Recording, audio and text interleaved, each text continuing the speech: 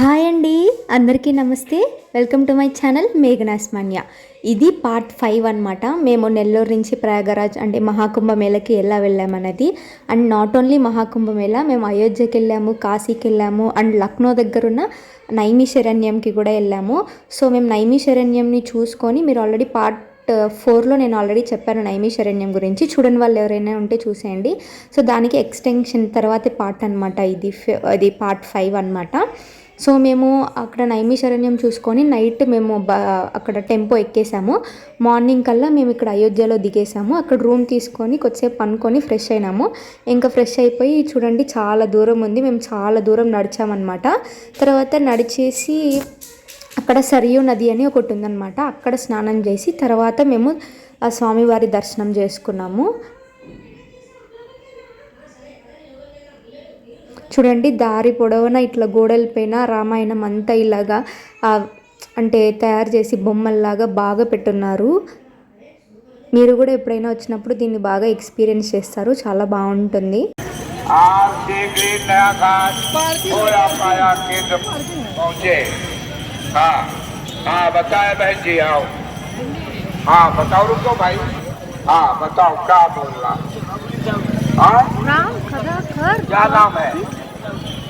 बबली साहू आप जहाँ कहीं भी हो, अगर मेरी आवाज आपको मिल रही है तो आप शीघ्र ही थोड़ा पाया बोले तो जाओ, हम बोले ना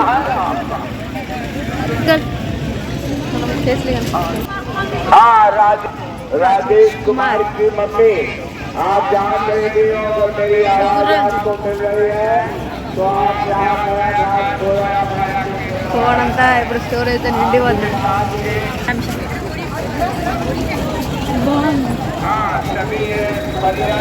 आपका इंतजार नया घाट थोड़ा पाया के में जाइए हनुमान मंदिर के पास.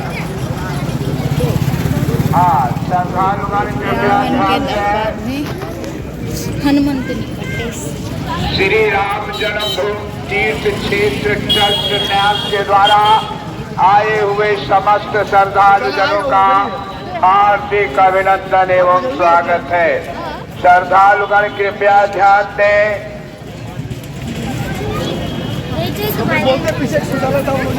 हाँ,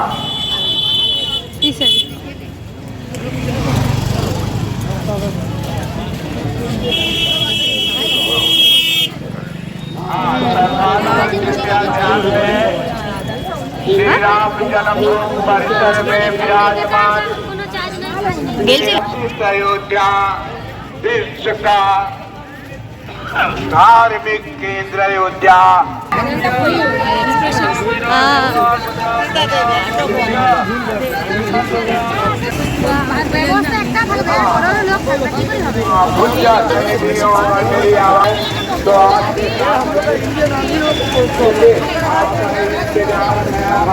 ఇంకా సరియు నది దగ్గరికి వెళ్ళి మేము స్నానం చేసేసామన్నమాట.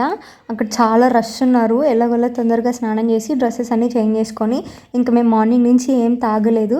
అక్కడ మలాయ్ అని ఉంటే ఇంకా అది తాగేసాము. ఇంకా తాగేసేసి ఇంకా ఇక్కడ చూడండి, మెయిన్ రోడ్ అనమాట. చాలా చాలా అంటే చాలా పొడుగ్గా ఉంటుంది. ఒక సైడ్ అంతా వెళ్ళేవాళ్ళు, ఇంకొక సైడ్ అంతా రిటర్న్ వచ్చేవాళ్ళు అనమాట. చాలా దూరం ఉండింది. చూడండి ఎంతమంది ఉన్నారో. మేము ఇట్లనే చాలా దూరం నడిచాము. ఇంకా నడిచేసాక ఇటు సైడ్ లెఫ్ట్ సైడ్ కొంచెం రైట్ సైడ్కి ఇంకొక సందులాగా ఉంటుంది. అటు సైడ్ వెళ్తే ఆంజనేయ స్వామి టెంపుల్ అనమాట. ఇది ఆంజనేయ స్వామి టెంపుల్. సో మేము ఇటు సైడ్ వెళ్ళి ఇంకా ఆంజనేయ స్వామిని దర్శించేసుకున్నాము. తర్వాత మళ్ళీ మెయిన్ రోడ్లోకి వచ్చేసేసి ఇంకా చాలా దూరం నడిచామన్నమాట. నడిచినాక ఇంకా దేవుడి దగ్గరికి వెళ్తున్నాం అనమాట. ఇదంతా అక్కడ లగేజెస్ అన్నీ మనం ఎట్లనే ఎత్తుకొని వెళ్ళిపోవచ్చు, కానీ చెప్పలు మాత్రం అక్కడ స్టాండ్ ఉంటుంది, అక్కడ పెట్టేసామన్నమాట. ఇంకా పెట్టేసి మొత్తం సెక్యూరిటీ వాళ్ళంతా కూడా చెక్ చేస్తారు.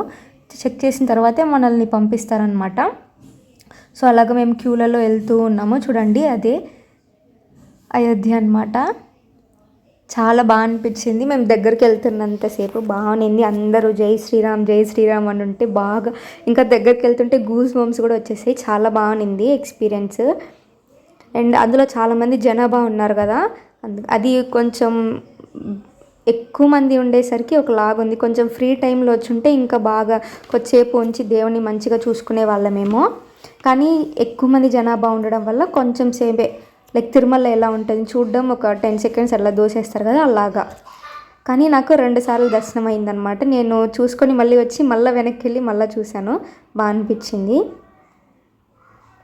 జై శ్రీరామ్, జై శ్రీరామ్, జై శ్రీరామ్.